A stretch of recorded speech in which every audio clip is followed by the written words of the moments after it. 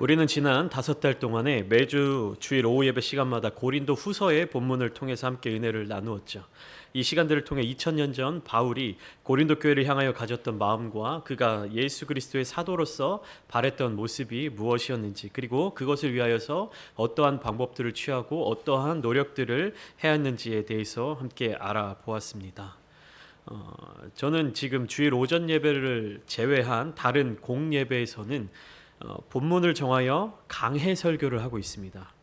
주일 오전 예배에서는 주제 설교를 하고 있죠. 강해 설교랑 주제 설교에는 여러 가지 차이가 있는데요.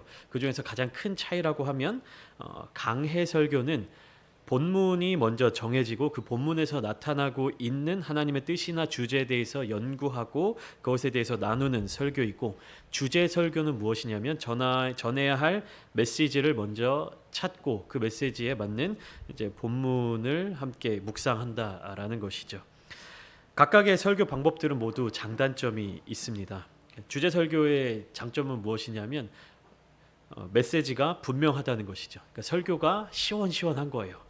내가 전해야 할 말, 하나님께서 주시는 그 마음, 그 전달해야 되는 내용이 분명하기 때문에 확실하고 뭔가 시원시원한 그러한 느낌이 있습니다. 그러나 반면에 이제 강해 설교는 뭔가 설교자의 설교만으로는 부족한 느낌이 들어요. 아쉬운 느낌이 들기도 합니다. 예를 들면 그런 경우가 있겠죠. 본문이 이제 강해 설교로 본문을 잡고 설교를 하는데 레위기 같은 성경이 강해 설교의 본문이 되고 강해 설교의 주제가 된다라고 할 때면 굉장히 좀 어렵겠죠. 전하는 사람도 어렵지만 듣는 사람도 어려울 것입니다. 유대인들의 제사의 순서, 그 제사를 어떻게 드려야 되고, 구체적으로 동물 짐승들 잡을 때는 어떻게 잡아야 되고, 하나님의 명령이 어떻게 나타나고 있고, 왜 그걸 해야 되며, 오늘날의 문화와 환경에 전혀 맞지 않는 수천 년 전의 그러한 환경과 또 예배를 드리는 우리가 하나님 앞에 제사를 드리는 그 모습들에 대한 그 이야기가 계속 나오게 되고, 그리고 율법의 내용들이 기록되어 있는 거 아니겠습니까?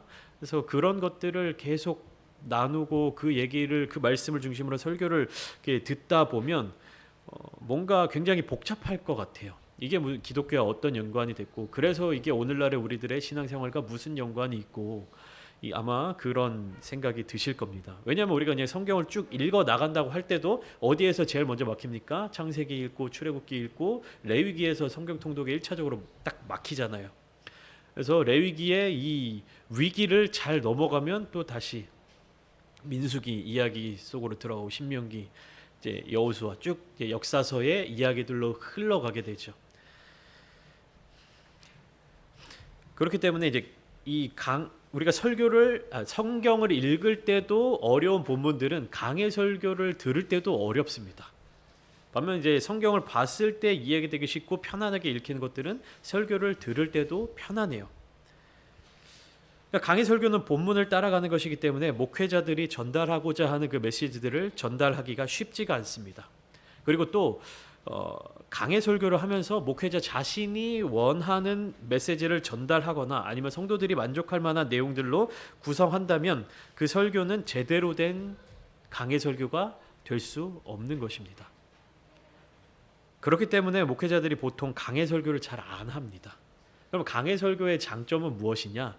그 성경이 기록된 배경, 그 성경을 쓴 사람의 환경, 그리고 그 성경이 쓰여질 당시에 하나님의 마음, 하나님의 뜻, 그런 것들을 좀 더 심층적으로 들어가서 이 성경 속에 담겨져 있는 하나님의 마음, 하나님의 말씀, 하나님의 그 본질이 어디 있는가에 집중하고 찾아가는 것이 강해 설교의 장점이라는 것이죠. 그러니까 더 깊게 알게 된다라는 것입니다. 그래서 보통은 강해는 설교로도 하기도 하지만 어디에 더 잘 활용을 하게 되냐면 성경 공부할 때 활용을 하게 되는 거예요. 근데 우리 교회 같은 경우에는 성경 공부를 할 수 있는 그런 시간이라든지 아직 여건이 마련되어 있지 않기 때문에 제가 공예배 설교 시간을 통해서 성경 공부는 아니지만 조금 더 성경을 깊게 알고 이 성경이 어떤 뜻을 담고 있고, 그리고 이 성경이 쓰여졌을 당시의 상황과 환경이 어떠했는지를 잘 파악해서 오늘날의 우리들의 신앙생활의 자리 가운데로 가지고 올 수 있는 것입니다. 우리가 역사를 왜 배우느냐 하면 이제 과거를 통해서 미래를 알고 준비할 수 있다라는 말이 있죠. 그러니까 성경을 통해서 우리가 과거를 알고 또 그 과거에 있었던 하나님의 마음이 오늘날 우리들에게까지 어떻게 이어지는지, 그리고 앞으로의 우리의 미래의 삶의 자리 가운데 어떻게 인도해 주시는지를 알 수 있기 때문에 그런 목표를 가지고 강해의 설교를 하게 되는 것입니다. 분당 우리 교회 이찬수 이제 목사님이 설교 중에 이런 말씀을 하신 적이 있어요. 목회자의 설교를 너무 믿지 마라. 그러니까 정확하게 얘기하면 내 설교를 너무 믿지 말아라. 성도님들, 내 설교를 너무 믿지 마세요. 설교에는 오류가 있을 수밖에 없다. 왜냐하면 사람이 하는 것이기 때문에 설교는 오류가 있을 수밖에 없다라는 얘기를 하십니다. 성경이 분명한 기준인데 그것을 부정하고 있다. 그러니까 성경을 읽지 않는 것으로 그 기준을 무너뜨려 버렸다는 거예요. 그러니까 이찬수 목사님이 하신 말씀이 뭐냐면 인터넷에서 내 설교 너무 찾아 듣지 마세요. 그러니까 한번 듣고 인터넷으로 다른 설교, 내 설교를 반복해서 듣는 것이 아니라 무엇을 보라고 말씀하시냐면 성경을 보세요 라고 이야기를 하고 계십니다. 그러니까 설교를 듣고 나면 여러분들은 무엇을 하셔야 되냐면 성경을 손에 들고 읽으셔야 됩니다. 목회자들이 전하는 설교 메시지를 들으시면요, 그 다음에 반드시 이어져야 되는 것이 무엇이냐면 성경에서 나타나는 하나님의 뜻, 하나님의 마음, 하나님의 그 말씀을 여러분들이 직접 찾으시고 직접 받으셔야 되는 거예요. 물론 목회자들이 성경을 열심히 연구하고 이 묵상 가운데, 기도 가운데 말씀을 준비해서 전해드리지만 이것만 가지고 여러분들의 영혼을 살려가시면 안 된다는 거죠. 이 설교를 통해서 반드시 이어져야 하는 것은 무엇이냐면 성경 말씀을 읽는 것, 성경 말씀을 받아들이는 거기까지 연결돼야 된다는 거예요.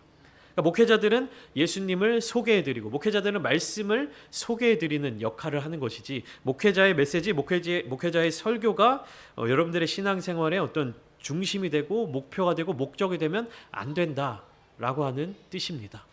그렇기 때문에 이찬수 목사님은 인터넷에서 목사님들의 그런 설교들을 너무 많이 찾아 듣지 말아라. 여러분들이 직접 어떻게 해라? 성경을 읽어라. 성경 속에서 하나님의 말씀, 예수님의 마음을 찾아 느껴라. 누군가가 대신 이 사람의 마음을 전달해서 알려주는 것보다 더 빠르고 깊은 감동을 느끼는 게 무엇입니까? 직접 만나서 직접 이야기를 듣고 직접 그 마음을 느끼는 것이죠. 그러니까 목회자의 설교는 이겁니다. 하나님의 마음을 여러분들에게 소개해 드리는 거고, 여러분들이 이 말씀을 듣고 설교를 듣고 하나님의 말씀, 성경 가운데로 온전하게 들어가는 것까지 이어져야 하는 것이죠. 오늘 함께 나눈 디모데 후서는 이제 디모데 전서에 이어지는 디모데 후서입니다. 그러니까 사도 바울이 디모데에게 보내는 이제 개인적인 편지인 것이죠. 주제가 조금씩 다릅니다. 디모데 전서는 뭐냐면 교회 치리에 관한 물음들에 대한 답변을 하는 것에 집중하는 겁니다. 그러니까 디모데가 누구냐면 젊은 목회자라고 생각하시면 돼요. 그러니까 젊은 목회자.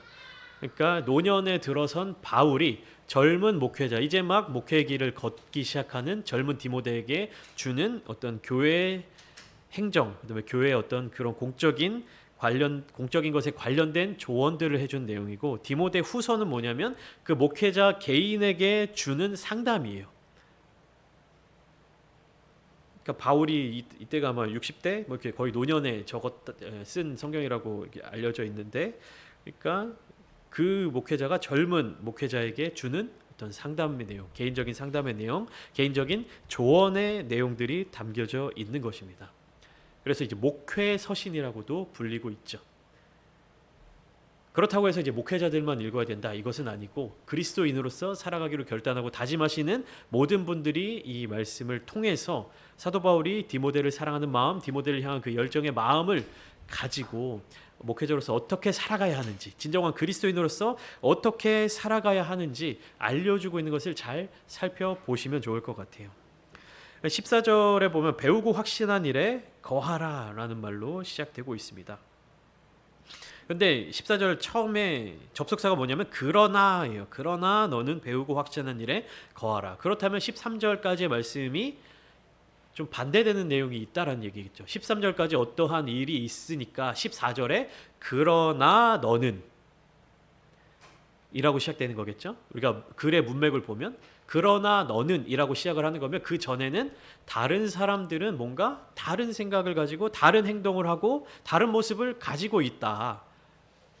근데 목회자에게 조언을 하고 디모데에게 조언을 하는 거니까 어떤 내용이겠어요? 그 이전에 나온 내용들은 다른 사람들은 이렇게 행동하는데 그것은 올바른 일이 아니다. 그러나 너는 어떻게 행동하라는 거예요? 배우고 확신한 일에 거하라. 그 13절 말씀은 잠깐 보실까요? 성경 펼쳐져 있으시니까 악한 사람들과 속이는 자들은 더욱 악하여져서 속이기도 하고 속기도 하나니 그러나 너는 배우고 확신한 일에 거하라. 속이기도 하고 속기도 하나니 악한 자들의 모습인 거예요. 그러나 악한 자들의 이와 같이 속이고 속는 행위에 대하여서 믿는 그리스도인들은 어떻게 대처해야 하는가? 정답 그 해답을 알려주고 있죠. 배우고 확신한 일에 거하라. 속이는 자들 사이에서 속을 수밖에 없는 그런 환경 가운데서 믿는 자들이 가져야 할 태도는 무엇입니까? 배우고 확신한 일에 거해야 한다. 그러면 또 여기서 이어지는 조건이 생기는 거죠. 배워야 되는 거고 확신해야 되는 거예요. 그러니까 배우는 것과 확신한 그 일에 거하려면 이것이 전제되어야 한다라는 것이죠. 그러니까 뭐냐면 그리스도인들은 첫째 배워야 되는 것이고요. 두 번째는 그 배운 것을 실천해 나가야 한다는 것입니다. 거한다는 것, 머문다는 것은 아무것도 하지 않고 가만히 있는 것이 아니에요. 오전에 나누었던 것처럼 믿는다는 것은 믿음이라는 것은 가만히 있는 행위가 믿는다는 게 아닌 거죠. 그러니까 믿었다라는 것으로 완성되는 게 아니라고 말씀드렸죠. 그러니까 이 믿는 자들의 실천, 믿는 자들이 거한다, 그 안에 거하라, 배우고 확신한 일에 거하라라고 하는 것은 가만히 있는다는 것을 의미하는 것이 아니에요. 붙잡고 있어야 되는 거예요. 그것 안에 배우고 확신한 일에 거하기 위해서 예수님 안에 머물기 위해서는 붙들고 있어야 된다는 거예요. 우리가 흔들리는 버스나 아니면 전철 안에 이렇게 서서 가다 보면 어떻게 되죠? 몸이 흔들리죠. 그럴 때 어떻게 해야 돼요? 전철의 흔들림, 버스의 급정거 등에 의해서 몸의 중심이 기울어지고 내 몸이 흔들리고 넘어지고 좌우로 움직이게 될 때 어떻게 해야 됩니까? 손잡이를 붙잡아야 되잖아요. 그것이 주님, 이 배우고 확신한 일에 거하는 것이고 주님 안에 주님을 붙들고 있는 거예요. 그걸 붙들고 있지 않으면 우리는 이탈될 수밖에 없는 거예요. 거기에 머물 수가 없는 겁니다. 우리가 손잡이를 붙잡고 무엇인가를 붙들고 이탈되지 않기 위해서 어떻게 합니까? 힘을 줘야 되고 계속 애를 써야 되고 노력해야 되고 이런 모습들이 있는 거예요. 어딘가에 기대고 버티고 손잡이를 붙잡고 하는 이런 노력, 이런 실천들을 해야 되는 겁니다. 믿는다는 것, 거한다는 것, 그것은 우리가 말 그대로 아무것도 안 하고 난 믿어요, 난 예수님 안에 있어요가 아니라 실천으로, 행동으로, 노력으로 우리의 힘을 다하는 모습으로 나타나야 된다는 겁니다. 그렇다면 무엇을 배웠고 어떻게 확신했는가? 이것은 15절 말씀으로 이어지는 것이죠. 또 어려서부터 성경을 알았나니 성경은 능히 너로 하여금 그리스도 예수 안에 있는 믿음으로 말미암아 구원에 이르는 지혜가 있게 하느니라. 그러니까 그리스도 예수 안에 있는 믿음으로 말미암아 구원에 이르는 지혜가 있게 하느니라. 이게 어려운 뭔가 어려운 문장이 한 문장인데 그 문장 안에 뭔가 이야기가 굉장히 많이 담겨져 있는 거예요. 그러니까 성경은 지혜가 있게 하는데 어떤 지혜입니까? 그 앞에 거 지금 아직 안 넘겨주시고, 성경은 지혜가 있는데 어떤 지혜예요? 여러분들 보실 때? 그렇죠. 구원에 이르는 지혜. 근데 이게 사실 믿음을 갖게 하는 지혜예요. 이거 글을 제가 일부러 띄워드린 건데 이게 제 색깔을 좀 깨닫죠. 성경을 알았나니 성경은 능히 너로 하여금 그리스도 예수 안에 있는 믿음으로 말미암아 구원에 이르는 지혜가 있게 하느니라. 이게 한 문장으로 되어 있으니까 어렵잖아요. 이것을 잘 이렇게 나누어서 확인을 해야 되는 거예요. 성경을 알았는데 성경은 뭘 주냐면 지혜가 있게 하는 거예요. 성경은 지혜가 있게 하는 거예요. 그리고 그 지혜가 뭐냐면 믿음을 갖게 만드는 거고, 그 믿음이 구원에 이르는 거예요. 이해가 되십니까? 그러니까 이렇게 되는 거예요. 구원으로 이르러야 되는데, 구원을 받기 위해서는 믿음이 있어야 되고, 믿음을 얻게 하는 지혜가 어디에 있는 겁니까? 성경에 있는 거예요. 조금 여러분들이 생각했던 것과 이렇게 풀어서 제가 말씀드리니까 다르죠. 예, 뭐 여러분들이 아까 말씀한 게 틀린 게 아닙니다. 틀린 건 아닌데, 구체적으로 이렇게 연결되면 성경에서 지혜를 얻고, 그 지혜를 통해서 믿음을 가지고, 믿음을 통해서 구원에 이르는 거예요. 그러니까 이렇게 잘 끊어서 잘 살펴보면 이렇게 말씀이 이어지는 것을 알게 하는 겁니다. 그러니까 성경에 있는 지혜가 구원에 이르는 지혜다라고 하는 것이 아니라, 그러니까 믿음을 주는 거죠. 예, 믿음을 주는. 그래서 그 믿음으로 말미암아 구원에 이르게 하는 지혜를 얻는 거예요. 단계를 잘 살펴보셔야 합니다. 사도행전 16장 31절에도 이르되 주 예수를 믿으라 그리하면 너와 내 집이 구원을 받으리라 하고, 이렇게 해서 다양한 곳에서 구원에 대한 말씀을 해주시고 계시는데, 로마서 10장 17절 말씀도 한번 볼까요? 오늘 오전 이제 본문으로 나누었던 성경의 좀 뒷부분에 있어요. 오늘 저희가 로마서 10장 9절부터 13절까지 나누었죠. 뒤에 절에 이제 10장 17절 말씀인데, 믿음은 들음에서 나며 들음은 그리스도의 말씀으로 말미암았느니라, 이렇게 기록되어 있죠. 여기서 제가 색깔로 표시해 드린 것처럼 믿음, 그리고 들음, 그리스도의 말씀. 그리고 제가 좀 전에 말씀드렸던 사도행전 16장 31절에 주 예수를 믿으라 그리하면 너와 내 집이 구원을 얻으리라. 주 예수를 믿으라 그리하면 구원을 얻으리라. 믿음으로 구원을 얻게 된다라는 것이죠. 다음 한 번 더 PPT를 넘겨주시면 이거는 이렇게 돼 있는 거예요. 구원으로 어떻게 이루어집니까? 믿음, 구원은 똑같죠. 근데 그 앞에 무엇으로 연결되는 거예요? 들음으로. 예, 들음으로. 그리고 들음은 무엇을 듣는 거예요? 그리스도의 말씀에서. 믿음은 들음에서 나며 들음은 그리스도의 말씀으로 말미암았느니라라는 이 성경 말씀은 결국에는 다시 거꾸로 처음부터 이제 시작하게 되면 그리스도의 말씀이 있고, 그 말씀을 들음으로 말미암아 믿음이 생겨나고, 그 믿음으로 구원에까지 이르게 된다라는 사실입니다. 다음 PPT를 이렇게 넘겨주시면 결국에는 뭐냐면 이 디모데 후서에 기록되어 있는 것을 토대로 우리가 구원에 어떻게 이르느냐 하면, 성경을 통해서 지혜를 얻고, 지혜를 통해서 믿음을 가지고 구원에 이르고, 그 다음에 로마서의 말씀을 통해서 알 수 있는 것은 그리스도의 말씀을 들음으로 믿음을 얻고 믿음이 구원에 이르게 되는 건데, 이것이 다른 게 아닙니다. 구원에 이르는 방법이 두 가지가 있네, 여러 가지가 있네, 이게 아니라 한 번 더 눌러주시면 이런 모습입니다. 뭐냐면 위에는 성도의 자세에 관한 거예요. 그 밑에는 목회자의 자세에 조금 더 집중되어 있는 겁니다. 성도의 자세는 무엇이냐면, 먼저 목회자의 자세 먼저 말씀드리면, 목회자의 자세는 무엇을 말씀드리냐면 그리스도의 말씀을 듣는 자들이 있을 거 아니에요. 그러면 그 말씀을 정확하게 전달해야 되는 겁니다. 듣는 자들에게 그리스도의 말씀을 정확하게 전달해서, 그 말씀이 가지고 있는 그 뜻을 잘 전달해서 어떻게 합니까? 듣는 자들이 정말 잘 들을 수 있게끔 설교를 준비하고 말씀을 전해야 되는 거예요. 그러니까 우리가 보통 이제 예배 순서에 설교를 보면 이제 말씀 선포라고 되어 있잖아요. 근데 사실 그 말씀 선포라는 것이 목회자가 이야기하고 목회자가 설교하는 내용이 중심되는 것이 아니라 무엇이냐면 성경을 통해서 하나님께서 주시는 그 말씀인 거예요. 하나님의 말씀인 거죠. 그러면 이제 듣는 성도들의 자세는 어떻게 돼야 되는가? 구원에 이르는 믿음을 얻기 위해서 지혜를 구해야 되는데, 지혜는 성경을 통해서 얻어야 된다는 거예요.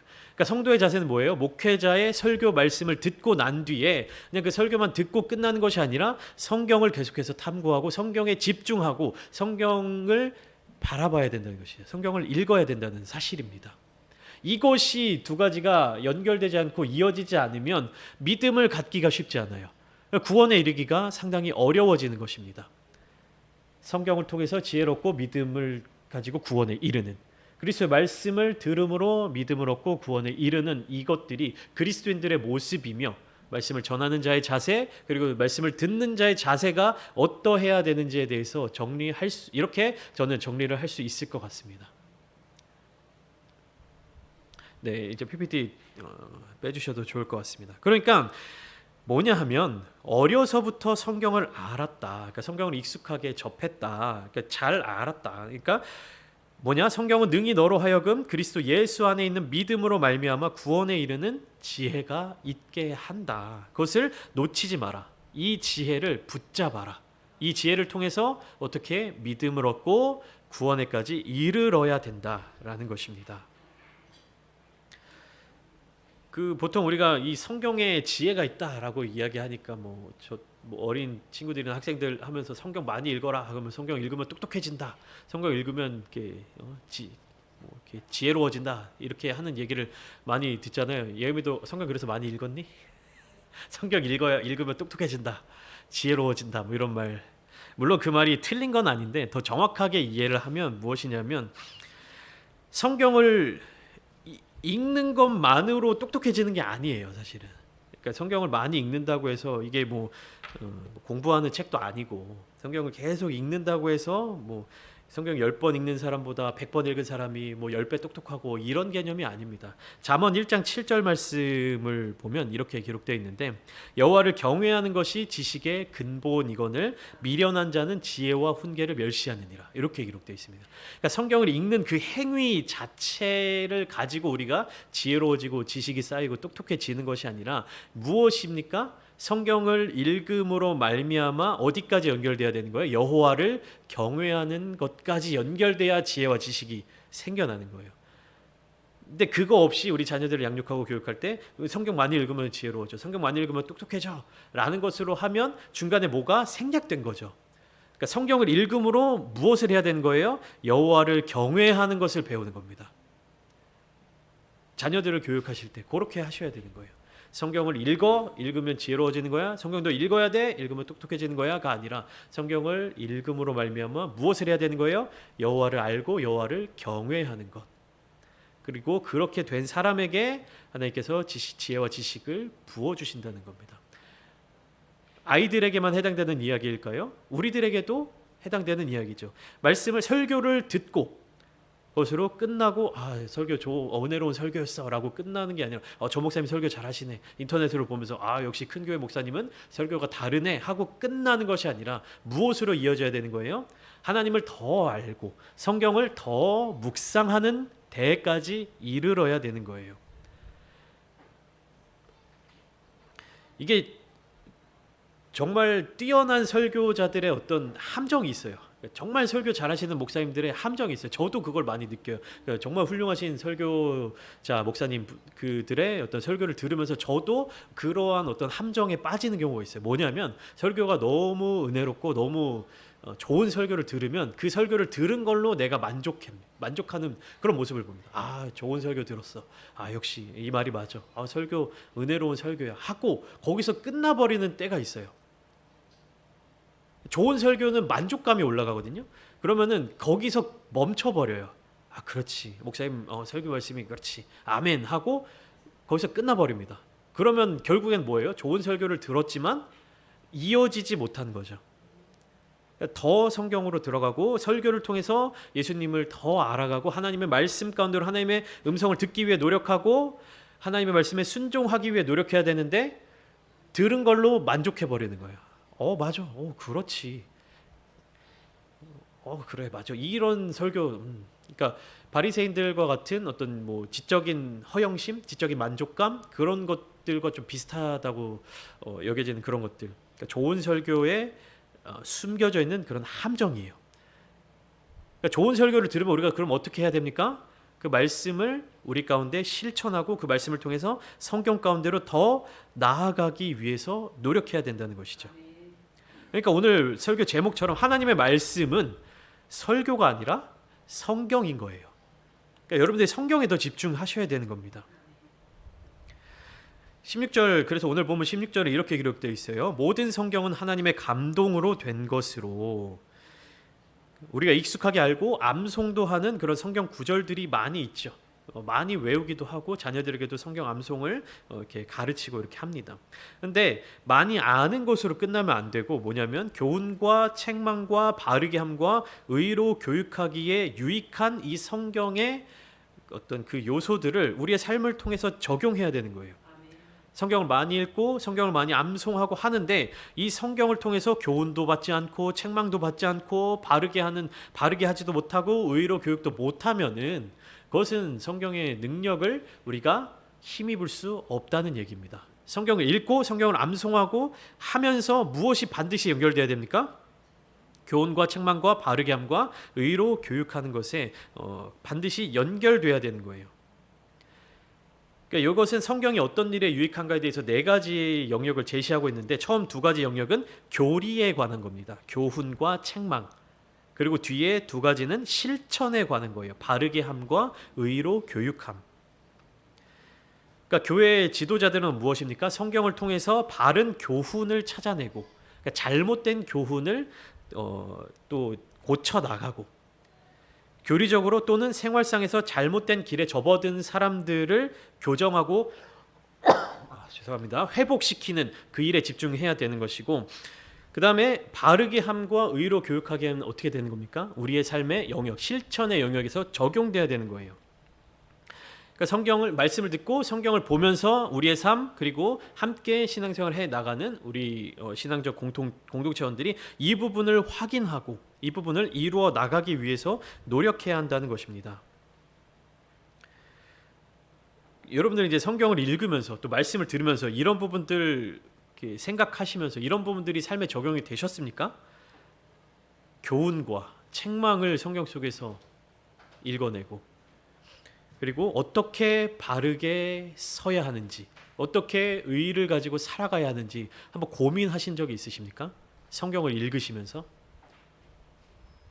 아니면 그냥 이제 성경을 읽으라고 하니까 쭉 그냥 이야기책 읽듯이 쭉 이어나가면서 아무런 고민도 없고 교훈도 찾지 못하고 책망하는 것도 깨닫지 못하고 어떻게 바르게 해야 되는지에 대해서도 연결하지 못하면서 그냥 성경만 읽고 계시고 그냥 말씀만 듣고 계십니까? 반드시 이러한 것들이 말씀을 통해서 성경을 통해서 우리의 삶으로 연결돼야 된다는 사실이에요. 마지막 절 17절 보시면 이는 하나님의 사람으로 온전하게 하며 그리고 모든 선한 일을 행할 능력을 갖추게 하려 함이라. 뭡니까? 성경을 통해서 성경에 있는 하나님의 감동된 여러 가지 요소들을 통해서 온전하게 하며 그리고 선한 일을 행할 능력을 갖추게 되는 거예요. 여기에서 말하는 하나님의 사람이라고 하는 것은 바울이 디모데에게 쓴 편지잖아요. 그래서 1차적으로는 디모데를 의미하는 겁니다. 그러니까 목회자를 의미하는 거예요. 1차적인 의미로는. 그러나 우리가 성경을 읽는 우리가 이것을 하나님의 사람이라고 해서 목회자, 디모데로 한정짓는 것이 아니라 무엇입니까? 성경을 읽는 내가, 성경을 읽는 우리들이 하나님의 사람이다. 하나님의 사람이 되어야 한다. 하나님의 사람으로서 살아가야 된다라고 깨달으면 어떻게 되는 겁니까? 우리가 온전하게 되고 모든 선한 일을 행할 능력을 갖추기 위해서 노력하고 기도한다는 사실이죠. 그러니까 이것은 그리스도인의 모습으로 확장되어야 되는 것입니다. 하나님의 사람, 하나님의 일을 하는 사람이 목회자들만 그 일을 하는 것이 아니지 않습니까? 그러니까 성경을 읽고 성경을 배우고 성경 말씀을 듣고 하나님의 말씀을 통해서 하나님의 감동을 느낀 모든 사람들이 어떻게 되는 겁니까? 온전하게 되고 그리고 모든 선한 일을 행할 능력을 갖추는 데까지 연결돼야 한다는 사실입니다. 여러분 성경을 많이 읽으세요. 그리고 많이 읽으시면서 그 성경 안에 담겨져 있는 하나님의 뜻, 하나님의 감동, 그 마음을 알기 위해 좀 더 상세하게 살펴보시는 좀 더 그 사랑의 마음을 느껴보셨으면 좋겠습니다. 여러분들 이렇게 뭐 사랑하는 사람들이 주고받는 편지가 있잖아요. 그런 편지를 받으면 어떻습니까? 그냥 편지를 처음 이렇게 뭐 장문의 편지를 이렇게 쓰면은 그냥 어떤 내용인지 그냥 후다다닥 빨리 보려고 노력합니까? 사랑하는 사람에게 편지를 받고 요즘에는 편지를 많이 안 쓰지만 뭐 카카오톡이나 메시지를 이렇게 긴 메시지, 장문의 뭐 카톡, 긴 문자 이런 걸 보면 어떻습니까? 한 번 보고 또 보고 이 메시지 안에 담겨져 있는 그 마음이 무엇인지 살펴보기 위해서 뭐 아껴 읽듯이 그렇게 좀 사랑하는 마음으로 읽지 않습니까? 그러니까 우리가 성경을 볼 때도 그런 마음으로 읽어야 되는 거예요. 하나님의 감동, 하나님의 사랑의 마음으로 우리에게 주신 이 메시지, 이 성경 말씀이기 때문에 그냥 많이 읽는 것이 중요하고 빨리 읽는 것이 중요하고 하는 것이 아니라 이 성경 속에 담겨져 있는 하나님의 귀한 뜻, 하나님의 그 사랑의 마음을 알아가는 기쁨을 누리시기를 원합니다. 우리가 성경 필사하는 이유가 뭡니까? 성경을 필사하는 것은 눈으로 보는 거나 입으로 읽는 거나 소리로 듣는 거에 비해서 상대적으로 현저히 느려요.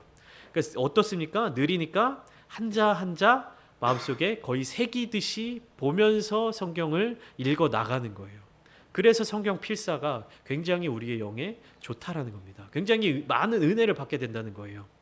성경 필사하실 때뿐만 아니라 성경을 읽으실 때, 성경을 묵상하실 때, 그리고 성경을 통해서 이제 말씀을 전하는 목회자들의 이런 설교를 들으실 때 항상 하나님의 마음, 하나님의 그 감동, 하나님의 뜻이 무엇인지에까지 이르고 그것을 구하고 찾으시는 모든 성도님들이 다 되시기를 바랍니다.